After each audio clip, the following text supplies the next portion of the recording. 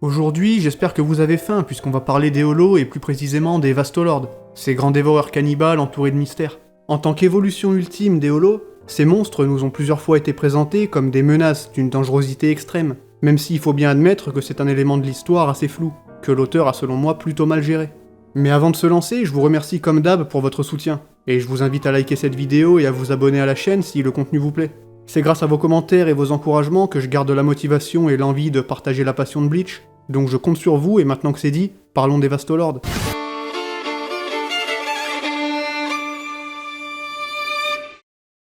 Pour commencer, rappelons vite fait ce que sont les Vastolords. En tant que stade final de l'évolution des holos, ceux-ci sont très peu nombreux, car il est très rare d'arriver à un tel niveau. En effet, les holos ont plusieurs paliers à franchir avant de devenir des Vastolords, et seuls les plus forts d'entre eux peuvent prétendre à ce titre. Mais la force seule ne suffit pas, et d'après Xiaolong, il serait même possible que les Vastolords soient carrément déterminés à la naissance, un peu comme une sorte de sélection naturelle. La majorité des holos restent donc au stade de base, ou deviennent des Gillian, comme les Menos Grande par exemple. Normalement, lors de ce processus, ils perdent leur conscience et leur intelligence, et deviennent en quelque sorte des fantassins aux ordres des holos supérieurs. Mais certains réussissent à conserver leur individualité, et ont alors une chance de devenir des Adjukas en continuant à se nourrir. Mais même ce stade est déjà plutôt rare, et si vous arrêtez de bouffer à partir de là, vous pouvez régresser au niveau inférieur et là c'est foutu. Vous êtes sûr de plus pouvoir évoluer ensuite. Cependant, si vous enchaînez les brochettes de holo comme un gros porc et que vous êtes un élu, vous pouvez alors prétendre au titre de Vastolord, un être surpuissant aux formes humanoïdes et avec une pression spirituelle démente et ultra concentrée. Mais comme on l'a dit, c'est très rare, et seulement une poignée de holo aurait atteint ce niveau. Enfin bon, ça c'est la base et on aura l'occasion d'en parler plus en détail dans une vidéo dédiée au cycle de vie des holos si ça vous intéresse. Maintenant on va plutôt se pencher sur le concret, et sur l'implication des Vastolords dans le manga. Comme je l'ai dit, c'est un aspect que je trouve pas forcément bien géré. Et après la fin de l'arc Arrancar à l'époque, j'étais un peu en mode on les a pas trop vus les Vastolords en fait. Et c'est tout simplement parce que c'est pas clair. Dans le manga on nous dit pas si un tel ou un tel est un Vasto ou non. Et vu qu'ils nous sont présentés comme étant des machines de guerre, beaucoup ont supposé qu'ils seraient une menace d'une ampleur sans précédent. C'est Hitsugaya qui est l'un des premiers à les mentionner, en les décrivant comme des holos extrêmement dangereux, possédant un Reiatsu très dense concentré dans un corps à taille humaine. Et d'après lui, si Aizen avait 10 Vastolords sous ses ordres, ce serait la fin de Soul Society. Rien que ça. Ce passage prenant place lors du chapitre 197 est censé nous faire appréhender la menace à venir. Mais l'ennui, c'est qu'au final, cette menace n'est pas vraiment à la hauteur. Hitsugaya nous dit bien que les Vastolords sont plus forts que les capitaines, mais au final, l'Espada se fait décimer sans trop de problèmes. Et c'est pour ça qu'à la base, je pensais que seulement 2 ou 3 d'entre eux avaient possiblement atteint ce stade. Mais du coup, la grande question du jour est la suivante. Parmi les holos les plus puissants rencontrés dans le manga, lesquels sont des Vastolords? Rassurez-vous, on peut en grande partie répondre à cette interrogation, grâce au caractère book mais aussi grâce au roman. Et figurez-vous qu'en réalité, d'après le caractère book 2, la plupart des Espadas sont en fait des Vastolords. Alors bon, la plupart c'est flou, mais ça signifie quand même une bonne partie. Après on peut exclure Aroniero, car lui on sait bien que c'est un Gillian. Pareil pour Nel, Grimjo, Baragan et Haribel, qui eux sont bel et bien des Vastolords comme le confirme la série de romans Ken Fear Your Own World. Et si pour Baragan et Haribel ça me choque pas du tout, pour Nel et Grimjo ça me paraît un peu étonnant. J'avais une théorie avant où je me disais que parmi les Spadas, les Vastolords étaient ceux qui en Resurrection gardaient le plus leur aspect humain. Genre Stark, Baragan, Haribel et Ulquiorra gardent tous un aspect humanoïde. Et quand je dis humanoïde, je veux dire qu'ils ont 2 bras, 2 jambes et se tiennent debout. Ce qui n'est pas vraiment le cas de Grimjo et surtout Nel qui devient un putain de centaure. En plus, on voit clairement l'Espada numéro 6 dans sa forme de panthère avant qu'il ne devienne un Arrancar. Et à l'époque, c'était un Adjukas. On le voit pas évoluer plus haut. Par contre, Xiaolong lui dit que c'est visiblement le seul à avoir le potentiel d'évoluer encore. Donc en vrai, il a très bien pu passer au stade supérieur après le flashback. Puis le caractère Book 2 sorti bien avant les romans nous disait déjà que la plupart de l'Espada étaient des Vastos, donc bon, je peux pas dire que c'est un rajout des romans pour le fanservice. Et pour revenir vite fait sur Ulquiorra, dans la petite histoire Not Be But Be issue du caractère Book numéro 3, on le voit sous sa forme de Vastolord avant qu'il n'arrache son masque, donc pour lui, il n'y a pas vraiment d'ambiguïté. Cependant, je pense pas qu'Aroniero soit le seul non-Vasto dans l'Espada. Genre Yami, ça m'étonnerait aussi.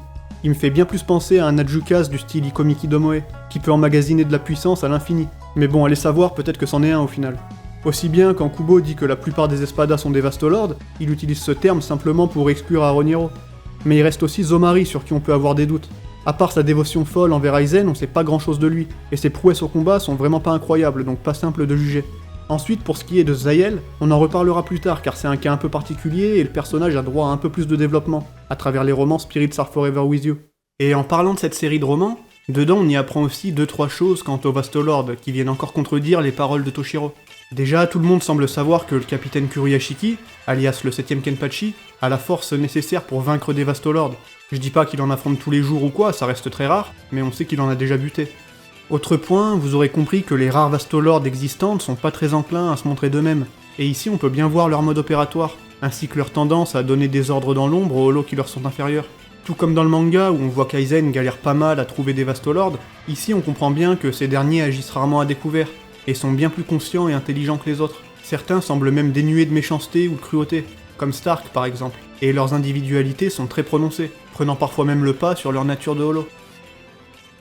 Quoi qu'il en soit, n'hésitez pas à me donner vos avis sur tout ça, car c'est un sujet qui m'intéresse beaucoup et qui est plutôt vaste, vu qu'il y a pas mal de petites infos disséminées par-ci par-là. Après, si l'Espada est bel et bien composé de 80 ou 90% de Vastolords, vous comprenez pourquoi beaucoup de gens ont été déçus à la fin, car comme on le disait, ces derniers n'ont pas vraiment été à la hauteur. Du coup, affirmer qu'un Vastolord est systématiquement plus fort qu'un capitaine, ça me paraît pas très sensé, et au final ça fait un peu monter la pression pour rien. Enfin bref, voilà en partie pourquoi l'Espada, même si elle a marqué les esprits, n'a pas été aussi menaçante que ce qu'on a voulu nous faire croire. Le concept de Vastolord, bien que très intéressant en soi, a été introduit de façon un peu maladroite, et c'est un peu la preuve qu'il ne sert à rien d'essayer de hyper une clique de méchants en nous disant qu'ils sont plus forts que ci ou ça. Après tout, si un ennemi est dangereux, ses actes sont suffisants pour nous le faire comprendre, et il n'y a pas forcément besoin de surenchérir avec ce genre d'affirmation. Dans tous les cas, les Vastolords restent des combattants exceptionnels, et leur niveau de puissance ne se résume pas à plus fort qu'un capitaine. Comme le dit Kyoraku dans les romans, un capitaine pourrait très bien battre un Vastolord et perdre face à un Gillian.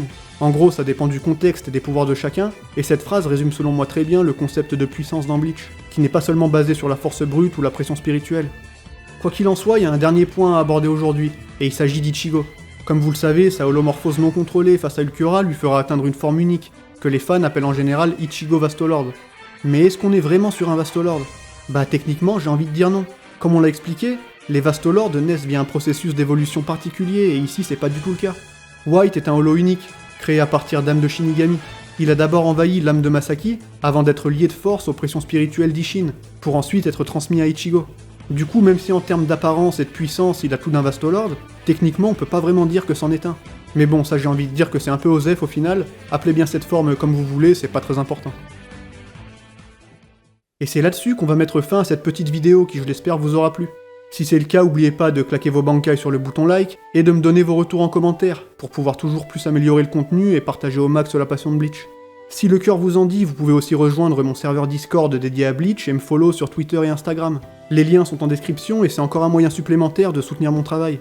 En tout cas, comme toujours, je vous remercie infiniment d'avoir suivi cette vidéo, et en attendant la suite, moi c'est là-dessus que je vous dis vive Bleach, et à la prochaine tout simplement.